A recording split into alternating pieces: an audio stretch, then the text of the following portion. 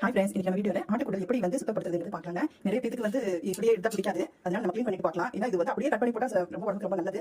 First நம்ம வந்து இந்த குடலை வந்து க்ளீன் பண்ணிக்கலாம். இதுக்குள்ள காலுக்கு எப்படி இருக்குன்னு பார்க்கலாம். இந்த மாதிரி வந்து ஒரு தொடப்பு குச்சி வச்சுக்கோங்க. வாசல் கூட்டுற தொடப்பு குச்சி இல்லைங்களா, கொஞ்சம் சுத்தமா இருந்தா பெட்டர். அப்படி இல்லை அப்படின்னா நீங்க இந்த மாதிரி இப்படி இருந்துட்டு இந்த முனைப்பகுதி வந்து கட் பண்ணிக்கோங்க. இதை கட் பண்ணிட்டு எடுத்து வச்சுக்கோங்க. இப்படி பாருங்க, இந்த தொடப்பு குச்சி இருக்கு, அவசியமா இருக்கு சொல்லுவாங்க. இது வந்து பாதி எடுத்துக்கோங்க, முனைப்பகுதி வேண்டாம். முனைப்பகுதி வந்து பார்த்தீங்கன்னா மெலிசா இருக்கும். அதனால அது வந்து இப்படி பாருங்க, நான் தெளிவாக சொல்ற பார்த்துக்கோங்க. இப்படி இருந்து இருக்குது இல்லைங்களா, இது வந்து இப்படி திருப்பணும். நம்ம பிகினர்ஸ்க்கு நான் சொல்றேங்க, நிறைய பேருக்கு தெரியும்.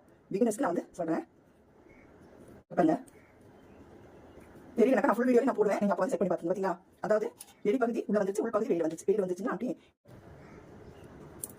பாத்தீங்களா, இப்படி திருப்பினாலே வந்துருங்க, ஈஸியா எடுத்துடலாம்.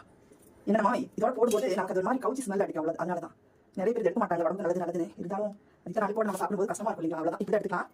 அடுத்தது வந்து இந்த கம்பளி எப்படி பண்றது நான் காமிக்கிறேன் உங்களுக்கு. ஆட்டுக்குடல் க்ளீன் பத்தி பார்த்தாச்சு. இது வந்து கட் பண்ணி வாஷ் பண்ணி வச்சுங்க. அடுத்து சமைக்கிறது தான் வந்து சமைக்கிறது நான் என்ன மாதிரி செஞ்சு செய்யறேன் அப்படிங்கிறது வந்து ஃபுல் வீடியோட பாத்துக்கங்க. தேங்க்ஸ் ஃபார் வாட்சிங். ஹாய் ஃப்ரெண்ட்ஸ், இன்னைக்கு நம்ம வீடியோல